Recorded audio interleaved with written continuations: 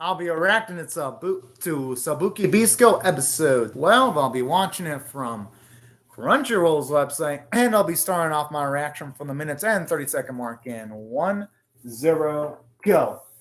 Oh, hell yeah. I'm pumped up for this.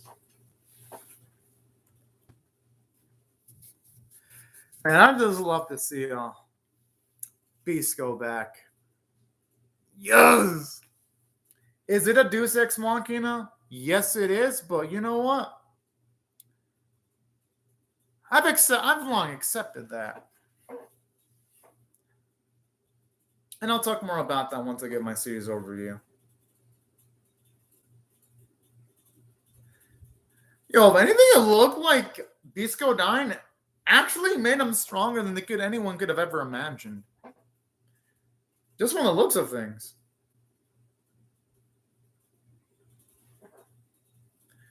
I just like how the music sounds so freaking heroic right now.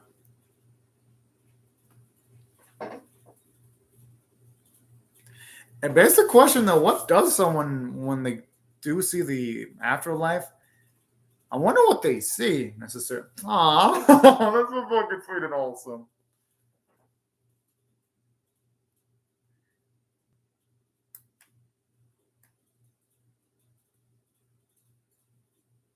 I mean, hey, he may have come back from the dead ghost town, but you know what? I'm fucking happy because I love Bisco as a character. And saying that, yes, him coming back does kind of lower the tension of the series. Don't get me wrong, it does. But hey, if it leads to a cool final confrontation, that's true. Yeah, you're true, Ghost Tap. That's exactly right. Or having your head cut off makes you even stronger. It makes you much more resilient to gut shot wounds, and it increases your durability, like in the Resident Evil games, which is also not true. But yeah, naturally, this series has flaws, Ghost Tap. Don't worry though. I'll mention the flaws that the series has got once I watch the final episode. But overall, I still like the series more though. I think the positives outweigh the negatives, but yeah, I'm gonna acknowledge those when I give my overview.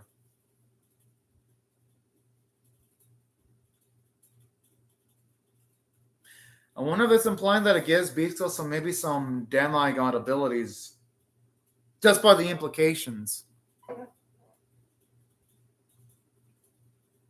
As for from that shot, Kurokawa looks like he looks like a freaking monster from the depths of hell. And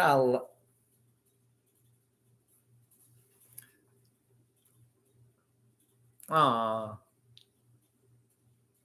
And there's something really poetic about this because you always see these two trying to like cover for each other or help each other out, man. This is so fucking nice.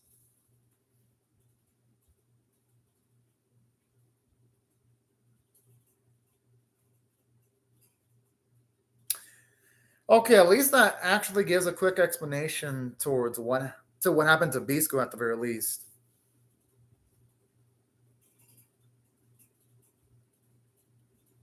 Even though Soul is a Deus Ex Machina-ish and it isn't asked that he came back to life, regardless of the fact, at least they are trying to give an explanation as to how Bisco came back to life. Even though it's a reach, an explanation is better than nothing.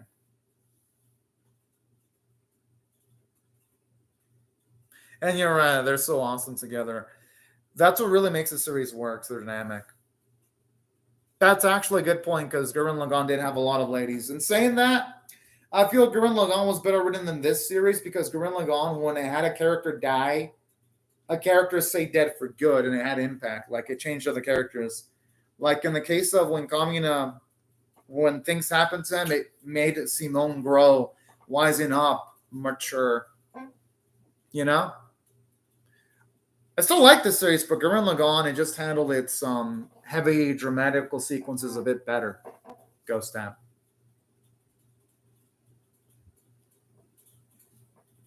True, he does sound like motherfucking Conjuro because it's the same voice actor, but I love that voice though. Damn!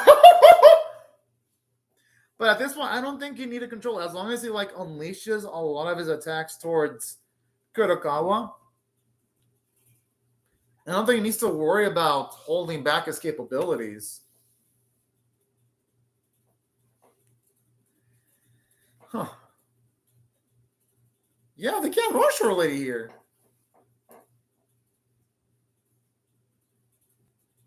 Oh, it's so cute whenever she is.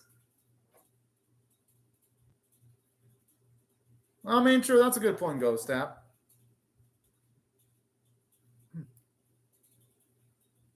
And like the like track that's playing, it makes it sound tense.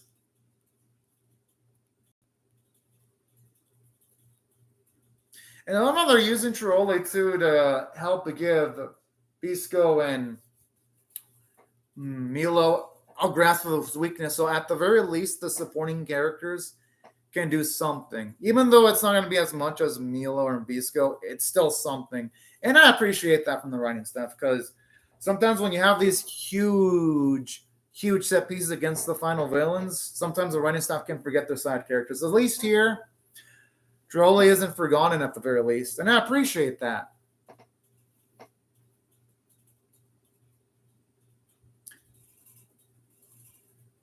She fucking can.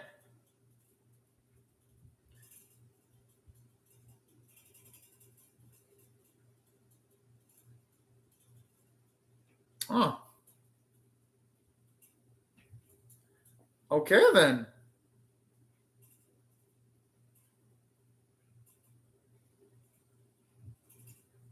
What a fucking badass.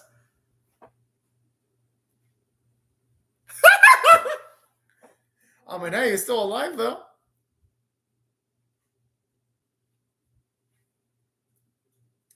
I mean, can't expect much madness from Bisco though. That's in his nature. Oh. She's right. At least the things.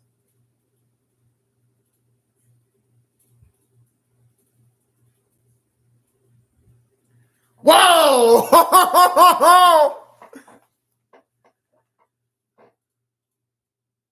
And I love the way he says that. I hope she takes him up to the world. Oh my. Marriage, maybe? Whoa! Wow, yes! Woo! Damn!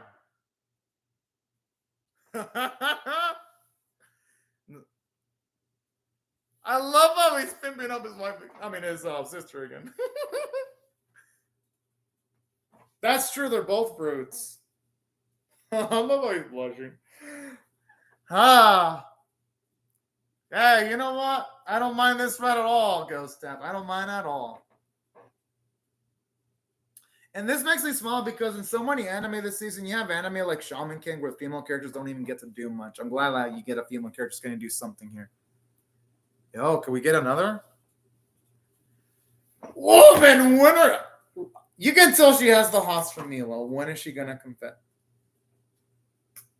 That's so cute. Oh, that's so cute. That's true. You've got a great point there, Ghost Sam. But when it comes to people like Pal, you can't control the train of greatness. You just can't.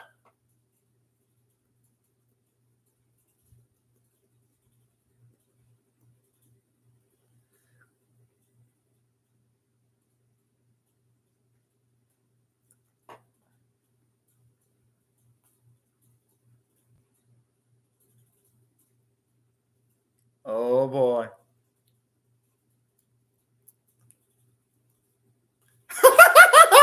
I love that poem. Oh, you can definitely tell Pao is the type of lady that the old man would have gone for in his youth. And not that I would have blamed him. You know, I could actually imagine her saying that. Oh.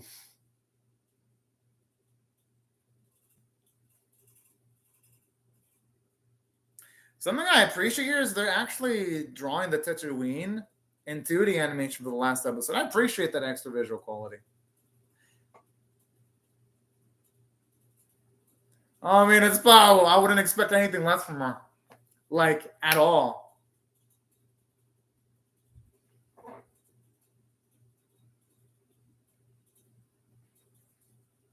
Damn, so much salt radiating from Kurokawa. I hope Akaboshi puts that fuck out of his misery.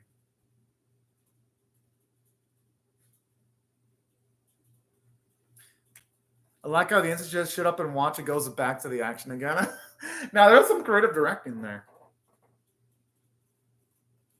It sounds like Kurokawa's about to sing a song when it's like, oh, not that I mind.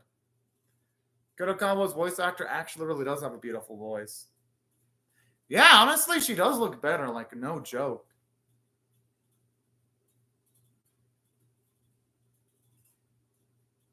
I mean, hey, getting even a single compliment from Bisco is like an accomplishment. So something like that, I don't think Mila should complain that much about not getting more compliments. I like how this fuck is studying on his words now.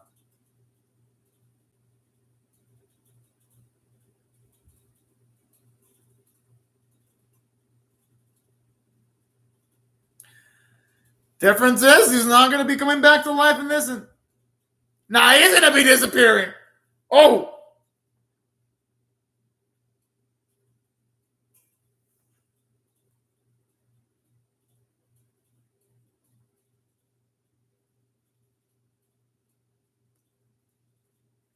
Oh, shit!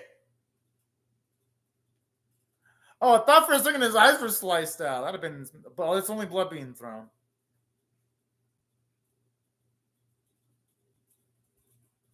And I like this because a few moments ago, I believe it was... I believe a few episodes ago, it was Bisco helping Milo take the shot. Now it's Milo helping Bisco take the shot. There's something really poetic about this. It shows you how much in unison both of these two men are in.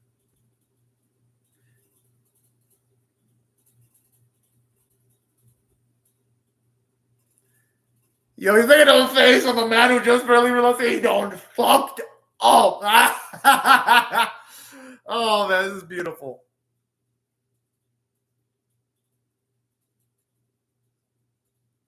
Yes, get wrecked, bitch. That's all I gotta say. Damn, he got bitch the fuck out. But you know what? Fitting. Absolutely motherfucking fitting. You know, those mushrooms actually look kind of cute. I ain't gonna lie. I know it is. Poetic that. Now it's nice to get to see Pao completely cured now. She looks really beautiful without the rust. Actually. And also Mila too. And she deserves a bit of credit too. She helped out. Everyone deserves credit. Yeah, he definitely went full on entering Jaeger mode, but he was a badass in doing it. I'm kind of glad she doesn't have the panda arc because Mila has the panda mark because he always stays up late helping people out.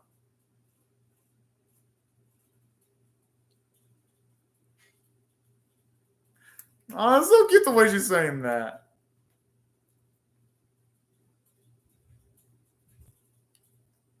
Huh. I always love those bits where you see her talk with a lot of gentleness.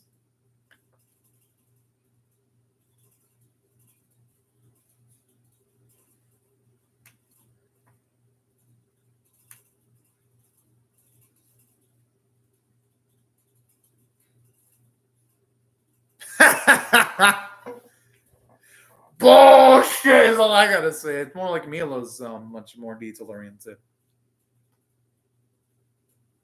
But that's why I love both of them, though. They help complete each other.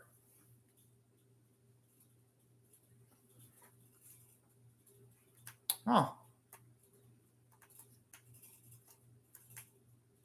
Oh, that's cute. Whoa!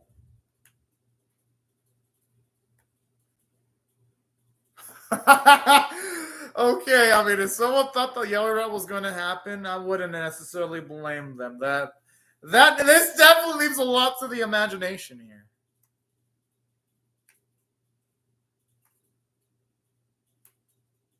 But no, all jokes aside, though, this is a nice bromance moment, though. Like, all jokes aside, this is beautiful.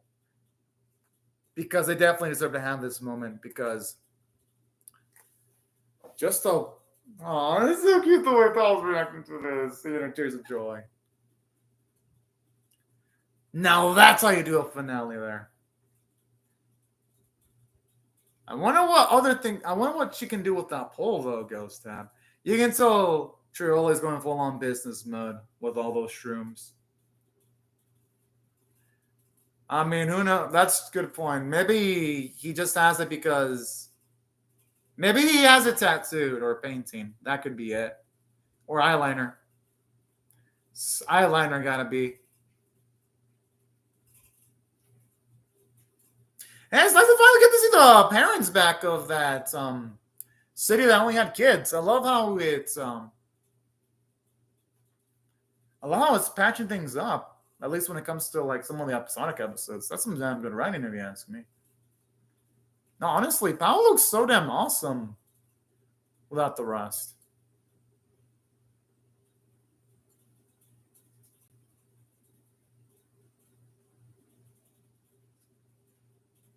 Oh, yep, it's similar to episode 1 now.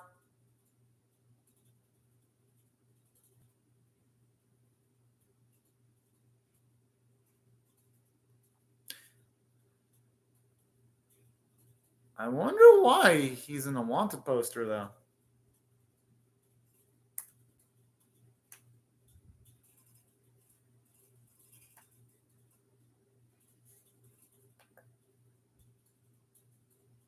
Yeah, what other person spread those rumors?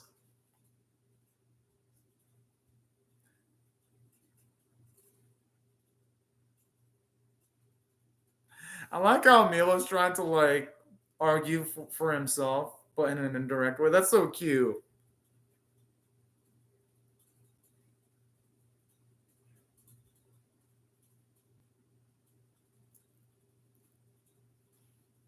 Huh. Oh, okay. At least it's a good explanation as to why he's on the why he was on the poster.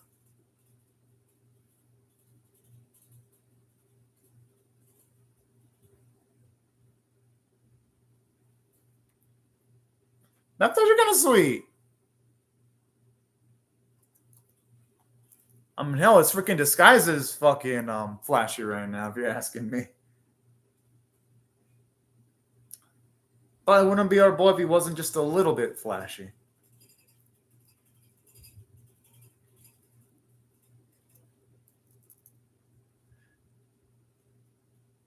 Oh. I'm assuming cures for the run. Oh, that's so fucking sweet. Damn.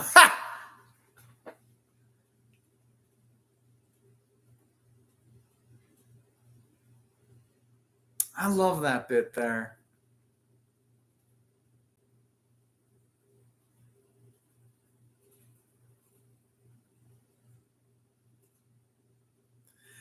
Oh man, I just love these two.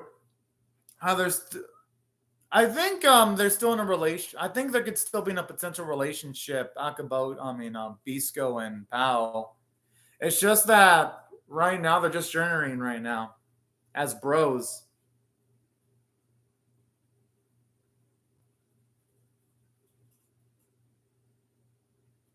Oh, look at the door.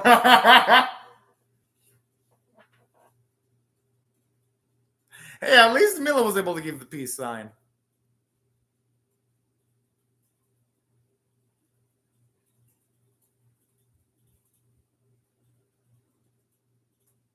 Oh, at least now we know why they're in a journey at the very least.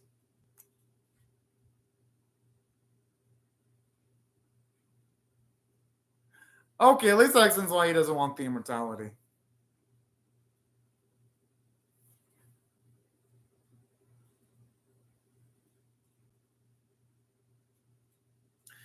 Well, hey, that's our explanation, Ghost. It ain't that he's not going to be in a relationship with Bao. He wants to just get rid of his immortality because of the drawbacks of having mushrooms all over his body. So you know what? I like the nice open-ended ending. I love how Milo just gets attached to any bit of praise. That's fucking cute. There. It's not a yaoi end though. It's not. It's not. Because they're going for a cure. It's not a yaoi end. But if someone perceives it as one, I won't blame them. But feels to me they're just gonna cure him, and then bam. But honestly, though, I really like this series a lot. For one, so let me rate the final episode. I'm gonna give the final episode I'm gonna give it a 9.5 out of 10. It was a lot of fun. It was nice finally seeing Kurokawa defeated. It's finally nice getting to see all of the amount of plot progression it did. It was seeing now all the major characters cured. And while, yes, you could argue that maybe the foreshadowed romance between Triole and Milo wasn't really done. She didn't make a move. I don't mind too much because our bros are together now and they're going to be setting off for another journey. So I think it ended the way it was supposed to. So that's why I liked it narratively. Felt a little bit rushed. And yes, it kind of was a bit Ash Pullish that Bisco came back to life. But at least the animators try to give an explanation. And trying is better than nothing. Aside from that, from a character standpoint, I dug this. Seeing both our boys work together was so damn beautiful. Seeing our girl, Pao, aim for wooing Bisco was so cute and so damn nice. And that kiss was fucking awesome. Seeing her get more assertive. So that was cute. All right, it's a nice little bit at the end. So that's why the character one I thought was great. Oh, looks like that's it. I love how the finale included everyone working together. Animation artwork were beautiful. Voice acting was fantastic. Oh no, I don't know. I don't see anything in this. I think the ending is open to interpretation. I perceive it as you'll end up with Powell eventually. It's just they're going to be carrying carrying his immortality so that he doesn't have to deal with shrooms anymore. That's all. Perfectly natural. I mean, who would want shrooms growing everywhere, Especially just imagine you're trying to take a piss and then shrooms grow down there, I think it would make most people uncomfortable, So that's how I perceive it. That's why I don't think it's a yaoi ending, but I could see why someone would perceive it as one.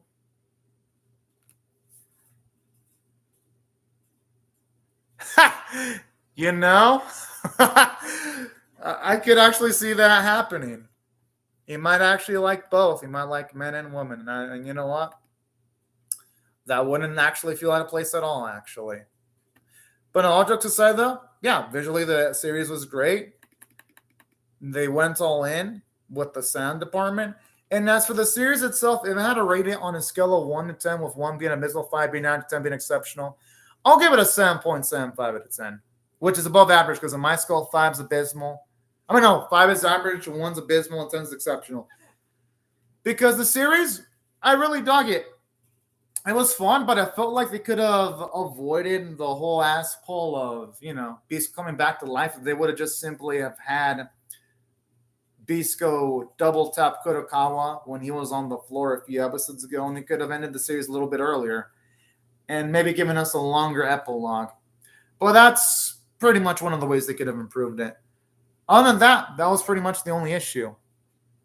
Yeah, that's another good. No, they actually did explain how Rust was made. Kurokawa mentioned it in one of the episodes. It was man-made. So they did explain how they made it. And another thing we never got to see more of the Mushroom Keepers during the series. We never really got to see the Mushroom Keeping tribe and all that. So I feel it was a missed opportunity for some world building, if you ask me. Don't get me wrong. I still enjoyed the series overall, and I had a lot of fun. But just those things keep it from giving it an 8 out of 10. But overall, the series is still above average because I love the characters. I love the dynamic between both Bisco and also our boy Milo, because for one, I love how they helped improve each other. You saw Bisco become gentler as we got to know Milo. We got to see Milo become much more self-sufficient, competent, much more of a fighter as he got to know his friend. We got to see Milo gain much more self-confidence. And I love that. I made those moments where he was proficiently battling and proficiently fighting other people much more grandiose. And aside from all of that, I love what they did with Pao too. I love her gentleness, how she showed a bit of tenderness in the last episode when she was tearing up. Like, I liked her arc, and I liked the old man. He was cool. So that's why I thought the writing quality of the series was good overall. And I like Trolla, even though I felt they rushed her developments a bit. I would have loved to have seen her have more interactions with Milo. I like what they did with her overall. And also, the music in the series was fantastic. Voice acting was great. And that's why, taking all these factors into consideration, that's why I got to rate this episode a 7.75 out of 10. I enjoyed the series immensely. And if it were to ever get a season 2, which I doubt, but if it were, I'd be happy. But if it didn't, I wouldn't be too angry, because I felt like the writing staff, they kept it off pretty nicely, if you ask me. But anyways, right before I go, though, I'll just say thank you very much to you. Ghost Tab. Well, yeah, that's true. I wish more anime would commit to it. But anyways, right before I go, let me just say thank you very much to Ghost Tab for commenting on the live chat. Thank y'all, everyone else, for watching my video. Sweet, you should. And when you eat that crab, go stop calling Atagawa and say, I killed you, Atagawa. Do it! Yeah, name that crab Atagawa. Do it. Oh, and speaking of which, I loved Atagawa too. I thought the crab was hilarious. But anyways, thank you, Ghost Tab, for watching. Thank you also, everyone else, for watching. Hope y'all rate the video, share, rate, comment, subscribe, and I'll see y'all later if you come back for more. But anyways, y'all, thank you very much for watching. Have a great, safe, fun day and night, y'all. Bye-bye.